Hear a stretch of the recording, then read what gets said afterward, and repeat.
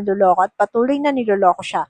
Kaya naman iniwan sila ni Sherlyn dito ay nalaman ni Levi kung bakit galit na galit si Sherlyn kay Raymond. Dito ay sinabi ni Sonia na kaya nalaman ni Sherlyn na may sikretong relasyon sila Raymond at Divina at tuluyan ng maghihiwalay sila Raymond at Divina. Kaya naman kahit masakit ang pagkakasampal sa kanya ni Sherlyn ay nakaramdam ng saya itong si Levi na patuloy na tuluyan ng maghihiwalay si Raymond at si Raymond at si Sherlyn. At may pag-asa na si Divina na kinilala niya sa kinilala niyang ama at magiging isang buong pamilya na sila kasama ang tunay niyang ina. Pero ang hindi alam ni Leve ay kasalukuyan na may kinakausap sila Princess na isang abogado at papunta na sila sa himpilan ng pulisya para formal na isampa nila ang patong-patong na habla na gagawin nila kay Levy. Dito nga, nang matapos na nilang maibigay ang mga ebidensya at salaysay ay kaagad silang pumunta sa bahay ng mga Cristobal para imbitahan si Levy sa presinto.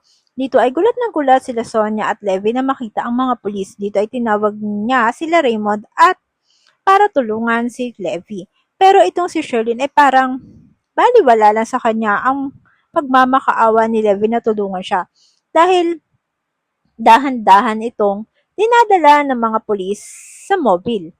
Kaya naman itong si Sonia ay parang naging dragon na naman ang galit kay Sherlyn.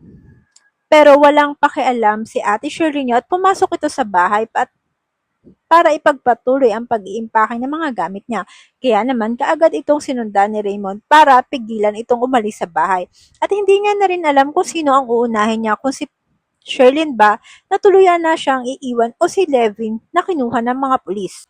Samantala pagkatapos makuha ng mga pulis si Levy ay nagpasalamat itong si Princess sa laking naitulong ni Justin na sa kanila para mapatunayan na wala talaga siyang kasalanan. Pero sa isang tabi, itong si Xavier ay nagkaroon ng kaunting selos kay Justin dahil pakiramdam niya ay may pagtingin si Justin kay Princess.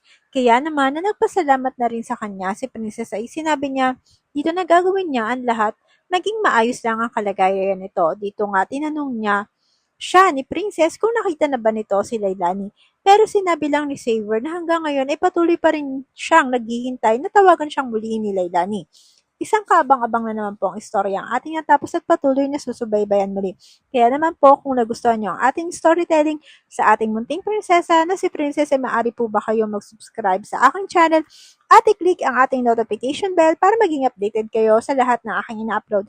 Thank you so much. Keep safe and God bless you on my next vlog. Bye!